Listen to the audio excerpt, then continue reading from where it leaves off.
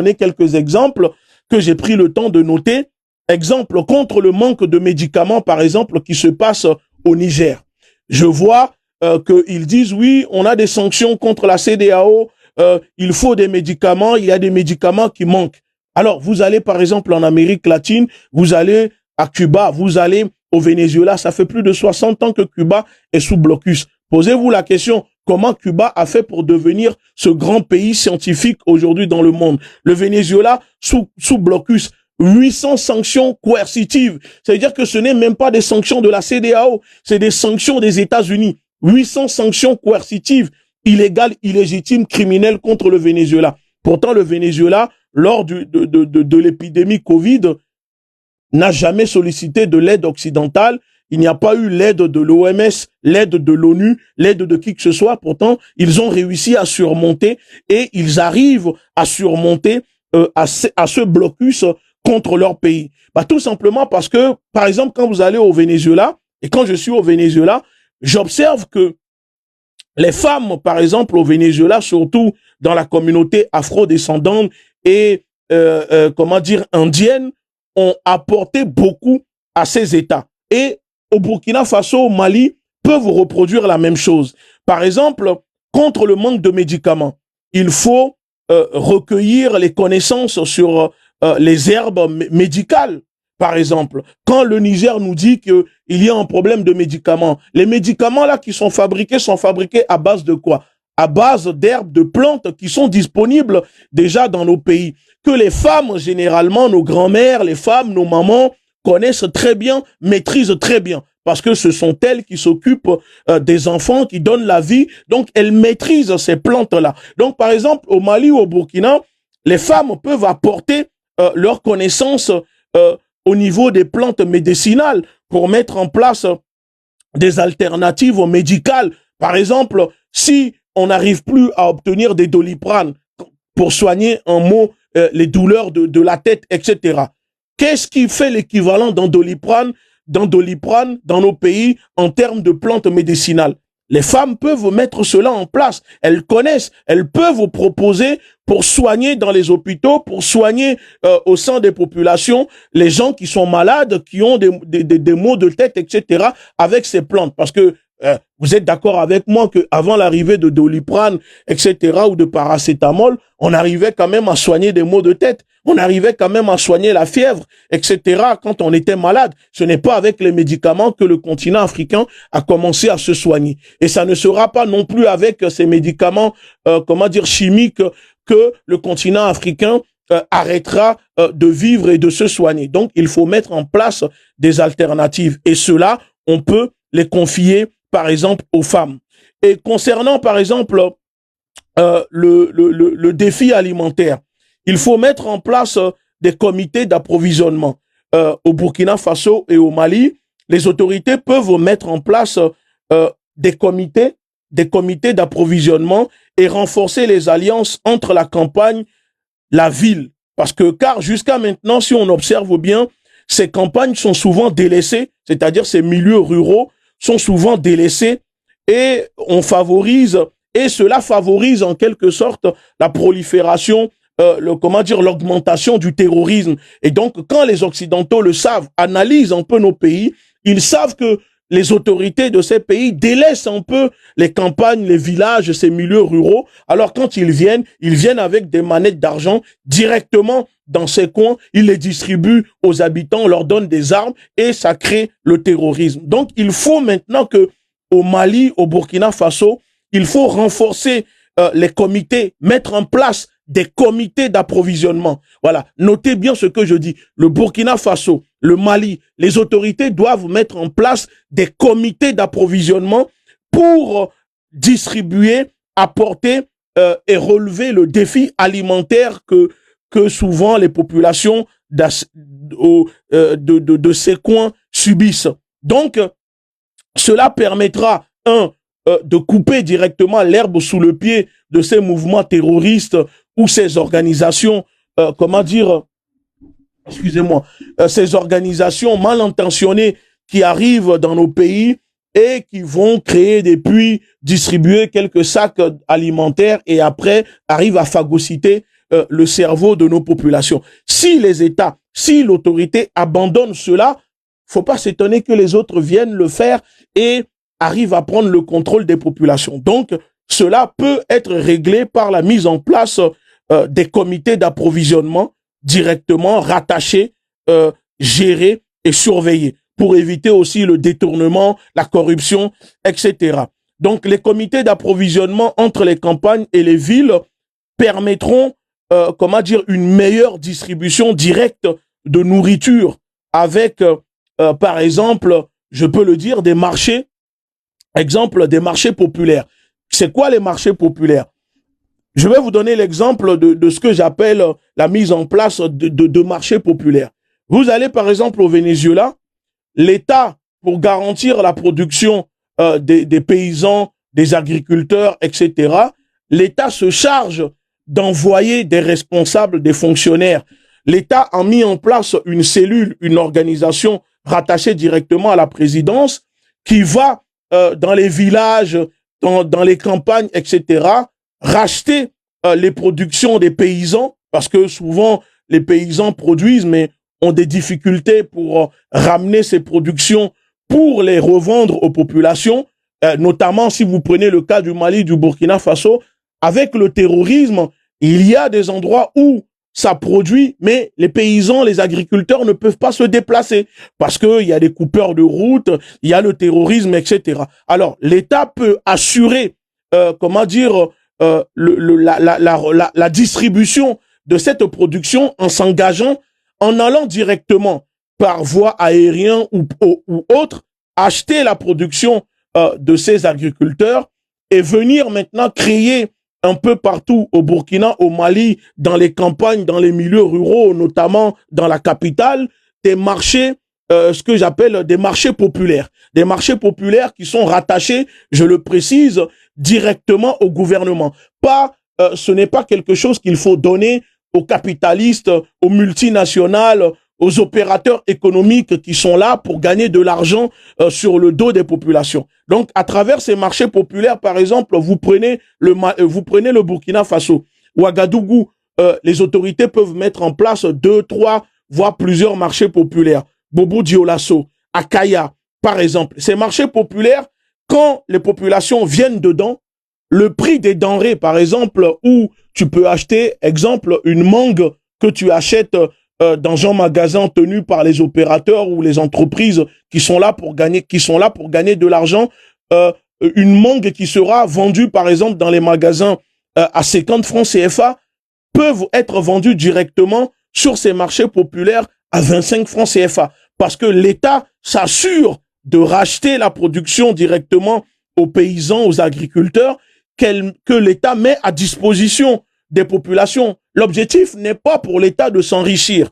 L'objectif est de permettre à ce que les habitants dans ces coins, dans ces campagnes, dans ces villages puissent continuer à produire.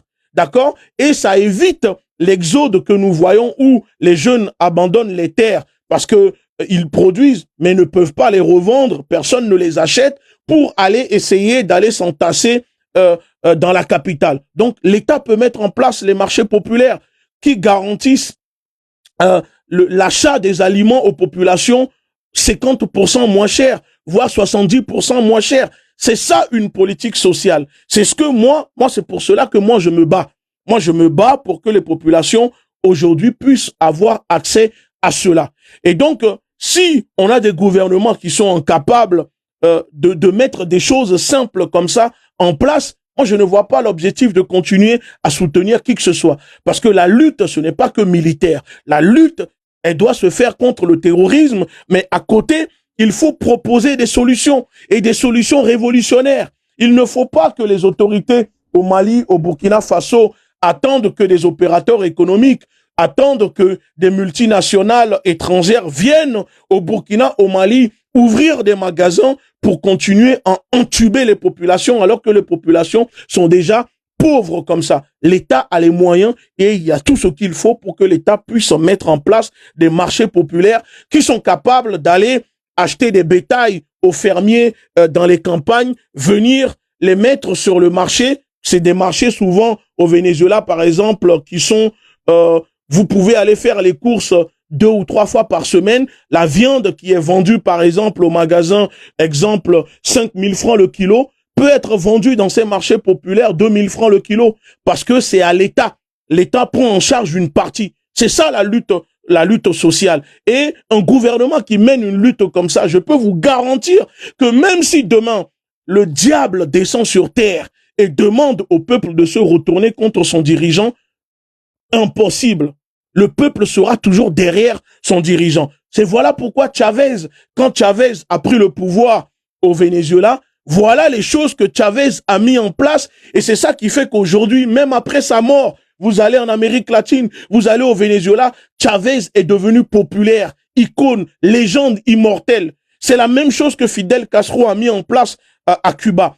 On ne peut pas se dire révolutionnaire et ne pas, mettre en place des solutions pour le peuple. Le peuple ne peut pas continuer à souffrir. Le peuple ne peut pas... La souffrance fait partie de la révolution. Excusez-moi. Mais le peuple, on ne peut pas mener une lutte en se disant révolutionnaire, se donner des titres de révolutionnaire si ce sont des entreprises capitalistes qui viennent nourrir vos populations, alors que l'État a les moyens de prendre en charge une partie pour empêcher à ce que ces entreprises capitalistes-là ne viennent augmenter les prix, dépouiller les populations. Parce qu'aujourd'hui, on le voit, on voit avec l'inflation ce qui se passe dans ces pays.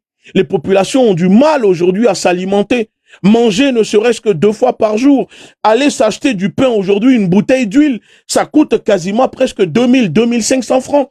Presque 3 euros. Alors que ces populations ne gagnent même pas 50 euros, même pas 30 euros par mois. Donc les dirigeants doivent prendre en compte cela aussi. Je suis désolé, il ne faut pas seulement acheter des armes, acheter des équipements militaires. Il faut mettre en place ces alternatives, il faut mettre en place ces solutions pour le peuple qui est derrière vous, le peuple qui vous soutient. Parce que quand le peuple a le ventre plein, le peuple ne trahit jamais. Mais quand vous laissez vos peuples avoir le ventre vide, dès que le peuple aura l'occasion, le peuple n'hésitera pas à se retourner contre vous. Alors, je le dis ici calmement, ce sont des solutions, des propositions que je suis en train d'apporter aux dirigeants de ces pays, parce que nous sommes en train de discuter avec les jeunes, les populations, et on voit déjà ce qui se passe. Donc, anticiper les choses. Voilà. Donc, l'État doit s'engager à racheter et sécuriser l'acheminement de ces vivres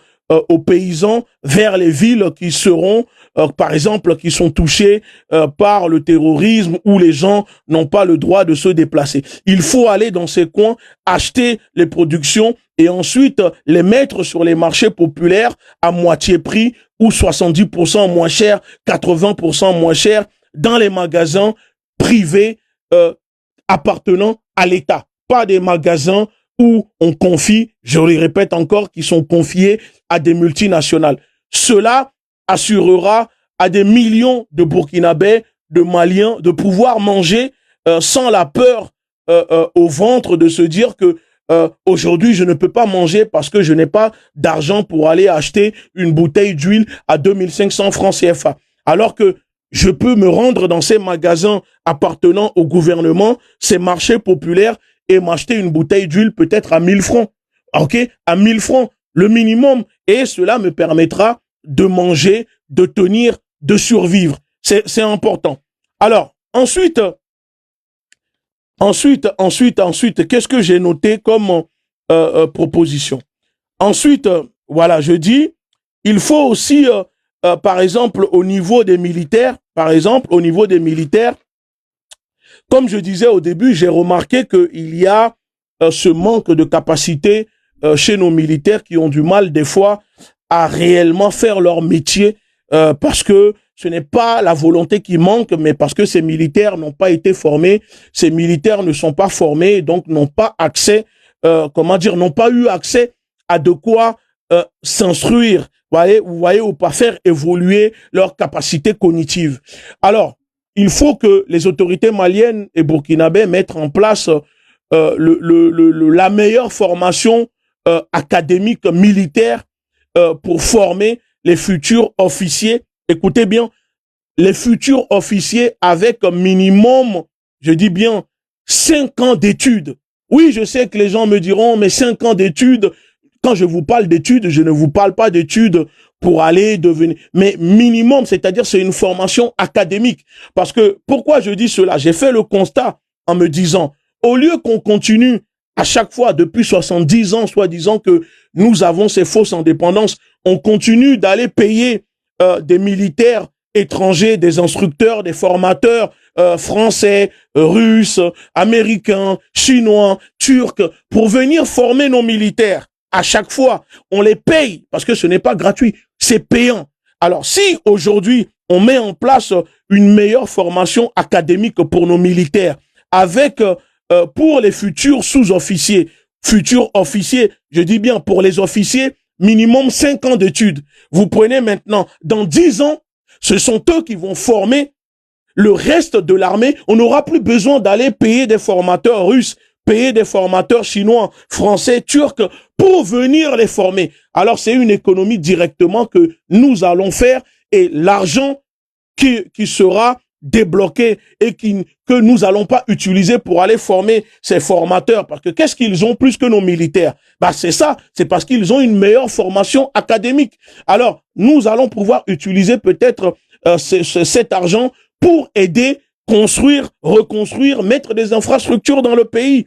Et cela permettra d'avoir une armée professionnelle, la professionnalisation de nos armées. C'est ça qui manque aujourd'hui. C'est bien beau de dire les forces de défense et de sécurité, remettre Kalachnikov avec des chargeurs à n'importe qui vient porter un treillis, mais cela ne fait pas la qualité de nos armées. Et c'est contre ça que nous devons nous battre. Et pour cela, les dirigeants du Mali, du Burkina Faso peuvent dès à présent attaquer cela avec les solutions, les propositions que je suis en train de donner. Donc, avec un minimum 5 ans d'études qui donnera une licence, par exemple, je dis bien une licence en sciences des arts militaires, bah, cela aidera énormément ces pays. Thomas Sankara a été se former, je crois, à Madagascar. Bah, dans 10 ans, dans 5 ans, les militaires burkinabés ou maliens n'auront plus besoin de quitter leur pays pour aller se former en France, venir en France prêter serment à l'armée française, à l'État français. Et c'est ça qui fait qu'à chaque fois, dans nos pays, les dirigeants suivent la politique de la France parce que nos militaires sont formés par la France. On peut, aujourd'hui, moi je ne vois pas des militaires américains venir former des militaires français. Alors pourquoi nous, 70 ans après, on a toujours besoin que des Français viennent former nos militaires? Ça peut se changer, mais pour cela, il faut commencer maintenant. Et donc, pour mettre en place cette formation académique militaire, pour former nos militaires, nos futurs militaires, il faut créer, par exemple, l'Institut. Hein, j'ai pris le temps aussi de réfléchir là-dessus. Il faut créer l'Institut des hautes études de la défense nationale. Parce qu'un soldat formé correctement vaut 1000 soldats non formés. Un soldat formé correctement vaut 1000 soldats non formés. Vous avez compris? Un soldat qui est formé correctement vaut 1000 soldats non formés. Voilà pourquoi les pays occidentaux peuvent envoyer 10 militaires des forces spéciales pour mettre un coup d'État pour déstabiliser tout un pays avec une armée de plus de 30 000 personnes. Parce que ce sont des gens qui ne sont pas formés. Donc, en mettant en place l'Institut des hautes études de la défense nationale, qui formera correctement les militaires, bah, on peut avoir un changement de comportement et on peut avoir des militaires professionnels dans l'avenir. Donc, il faut, vraiment qu'on arrête de recruter des illettrés, hein, des gens qui sont armés, qui deviennent des généraux sans formation, qui ne savent même pas aligner 2 phrases, qui ne savent même pas compter jusqu'à 10, qui ne savent même pas lire sur une carte militaire pour demander un appui aérien. Ça, ce n'est pas normal. Demain, s'il y a une guerre, mais ça ne peut, des gens comme ça ne peuvent pas avancer. Alors, en créant ce que je suis en train de dire, on peut les former. Même si là, peut-être, ils sont dans l'armée, ils peuvent faire leurs études et dans 5 ans, ils peuvent devenir les meilleurs de leur génération. Donc, il faut aussi créer, par exemple, l'Institut Polytechnique des Forces Armées. Il faut l'Institut, excusez-moi, Polytechnique des Forces Armées au Mali et au Burkina. Je précise, et je précise parce que pour les gens qui ne comprennent pas, que il faut ouvrir ces deux instituts, aux civils. Il faut aussi ouvrir ces deux instituts aux civils, c'est-à-dire l'Institut des hautes études de la défense nationale et l'Institut polytechnique des forces armées. Il faut l'ouvrir aux civils, ce qui permettra, par exemple, d'éviter, comme on l'a vu dans certains pays, un isolement de l'armée. Parce que la sécurité, la défense, la sécurité et la défense, pour si vous ne le savez pas, concernent l'ensemble de la population. La sécurité et la défense ne concernent pas que les militaires. Donc, si vous mettez en place ces deux instituts et que vous n'acceptez pas et que vous ne l'ouvrez pas aux civils, ça ne sert à rien. Parce que la sécurité et la défense concernent l'ensemble de la population. C'est tout le monde. Et c'est ça qui fera que vous allez créer l'unité militaro-civile solide dans le pays qui empêchera l'impérialisme de venir déstabiliser vos pays. Parce que quand on regarde bien, l'amélioration des études militaires, par exemple au Burkina Faso et au Mali, va perfectionner, dans le futur, ces militaires, ces civils, et produira des résultats mieux que ce que nous avons maintenant dans ces pays. Vous avez compris ou pas? Contre le terrorisme, parce que ça sera des militaires bien formés, qui maîtrisent le terrain, qui connaissent un peu ce que c'est que leur métier d'être militaire. Alors, il faut créer aussi une symbiose militaire, civile et politico-militaire qui permet à l'État burkinabé et malien de renforcer les liens populaires entre le peuple et les militaires. C'est ce que je viens de répéter.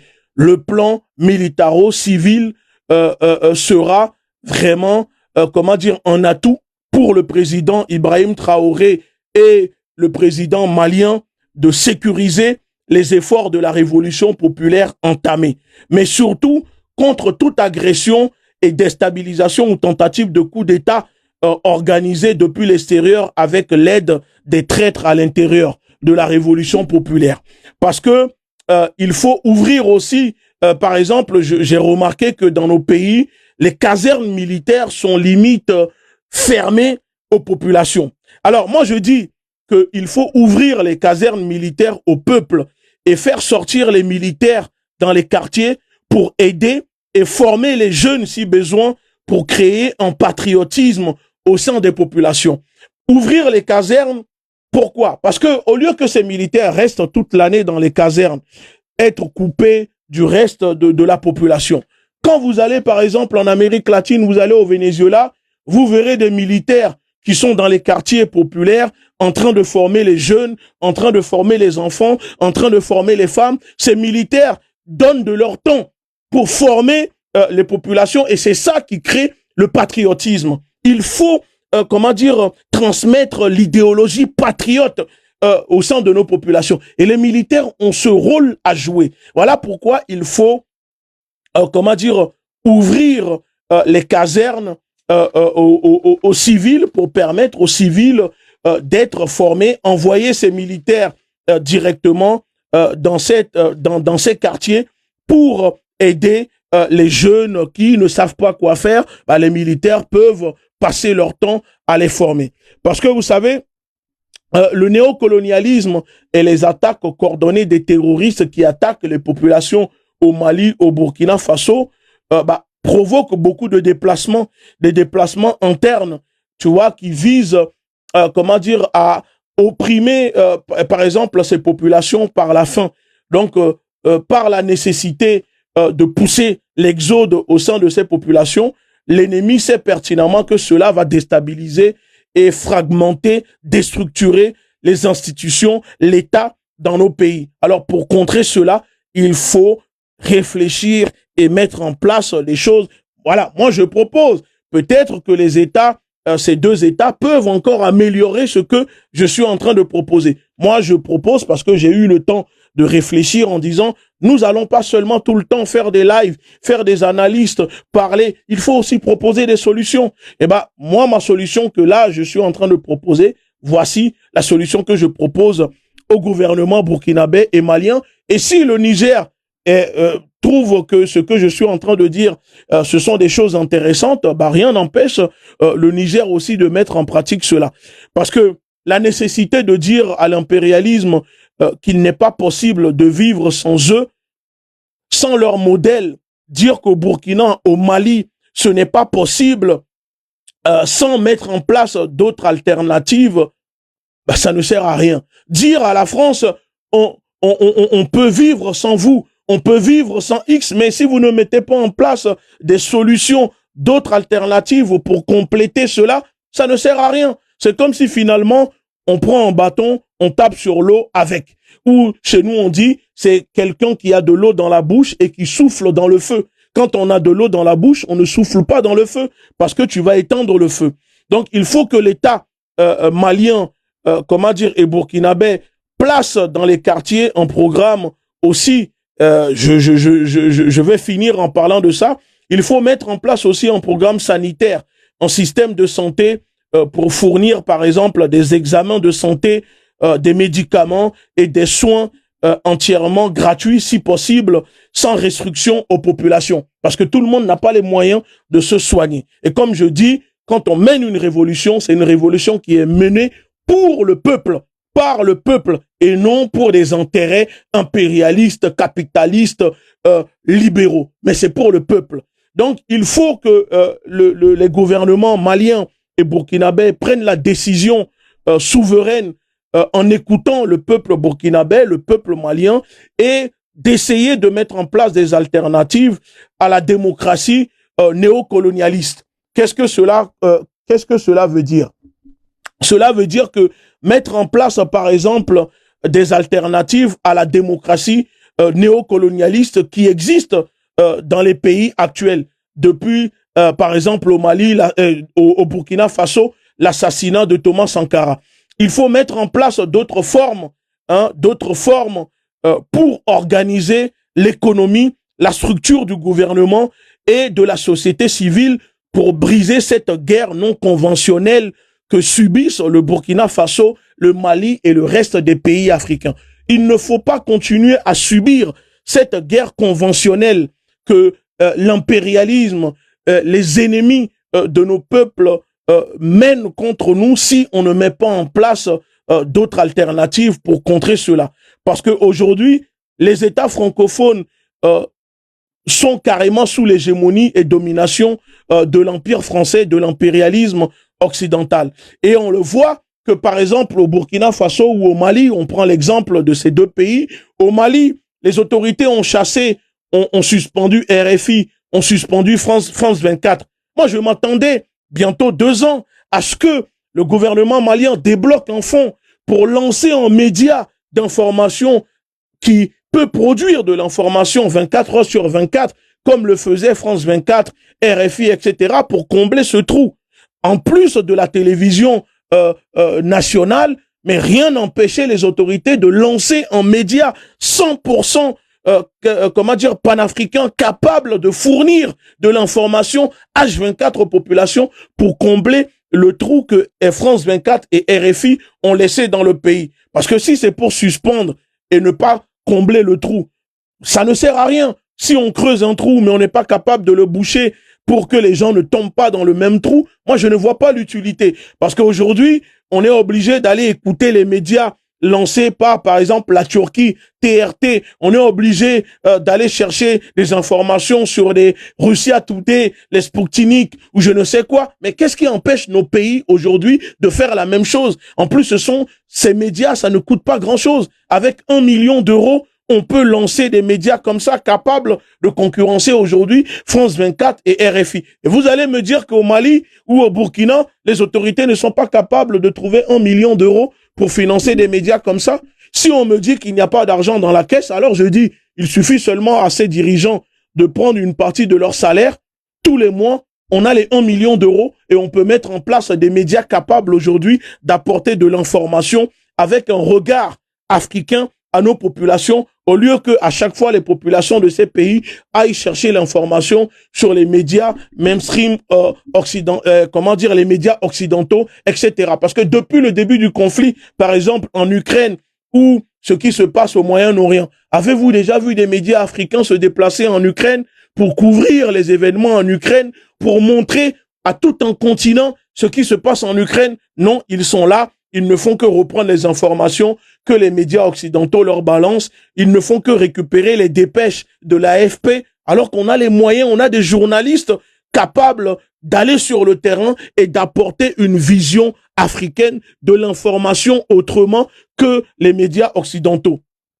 Donc nous disons aux autorités maliennes et burkinabè de penser à cela. Parce qu'aujourd'hui, le Burkina Faso et le Mali sont des pays malheureusement assiégés par le terrorisme fabriqué et managé depuis l'Occident, depuis les pays de l'OTAN. Cela signifie que il faut aussi expliquer aux populations quoi faire.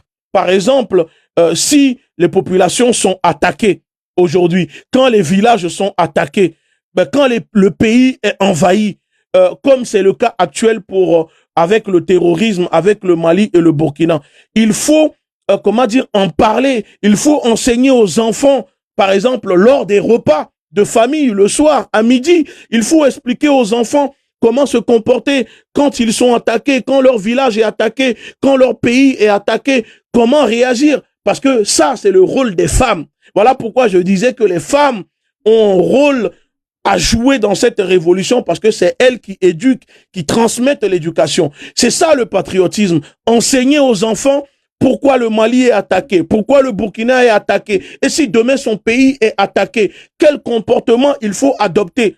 Alors, vous voyez, c'est ça qui se passe quand on regarde au Moyen-Orient, dans les pays arabes, où vous voyez la Palestine aujourd'hui, tout le monde se mobilise pour la Palestine. Pourquoi? Parce que même des enfants palestiniens, on les voit debout avec des cailloux à la main, en train de se défendre contre des chars, contre des militaires israéliens, par exemple, etc. Mais ça ne peut que te motiver. Mais vous croyez que ces enfants sont tombés comme ça du ventre de leur mère? Et non, c'est parce que on les enseigne, on explique, on forme idéologiquement.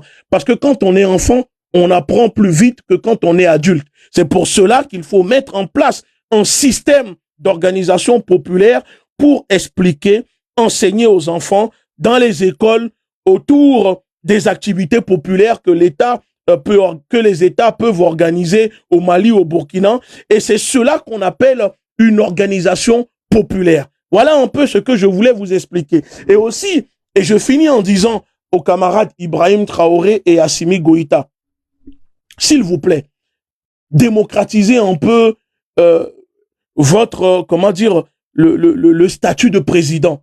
Moi, j'aimerais tellement, par exemple, qu'au Burkina, voir la présidence s'ouvrir aux civils. Le week-end, par exemple, voir Ibrahim Traoré dans un survêtement aux couleurs du drapeau du pays, ou Assimi Goïta aux couleurs du survêtement du drapeau du pays, recevoir des familles, des enfants, faire des activités sportives. Je sais pas. C'est-à-dire que il faut donner l'impression, il faut être en symbiose avec les populations. Il ne faut pas que le statut de président cause un éloignement entre les populations et le président. Moi, je sais pas, on a la présidence est toujours fermée dans nos pays. Ibrahim Traoré, recevez des enfants le week-end à la présidence, mettez des activités, faites venir la télévision, faites du sport, faites de la lecture, des activités avec la population à la présidence, mais tout en sécurisant, en fouillant, en faisant en sorte d'être en symbiose. Moi, j'aimerais tellement voir des images comme ça. C'est ça aussi, on appelle la révolution populaire. Ce n'est pas seulement porter des treillis, armes à la main, non. Ouvrez les portes de vos présidences aux civils, aux enfants, aux familles, je sais pas, mais dépoussiérez un peu cela, parce que des fois, désolé, mais c'est un peu ringard quand je vois la différence entre les présidents dans les pays africains et les présidents en Occident. C'est des années de lumière, ou même vous allez en Amérique latine, c'est autre chose. Alors on peut faire mieux, alors faisons cela et arrêtons de penser que être président, cela nous coupe du reste de la population, ou que être président, c'est être Dieu. Non, on peut être président extrêmement populaire. Thomas Sankara l'a démontré. Regardez Thomas Sankara, il n'hésitait pas à porter des baskets pour aller en contact des populations dans les champs Mais en tout cas, je dis, ouvrez les portes des présidences au Mali, au Burkina et au Niger, aux populations, aux enfants, aux familles, pour mettre en place des activités le week-end, un week-end sur deux. Moi, j'aimerais voir Ibrahim Traoré en train de jouer au foot à la présidence avec des enfants, avec des jeunes, ou je sais pas, toi, c'est ça, moi, c'est comme ça que je vois, quand on se dit révolutionnaire, c'est comme ça qu'on doit vivre, et pas couper du reste de sa population.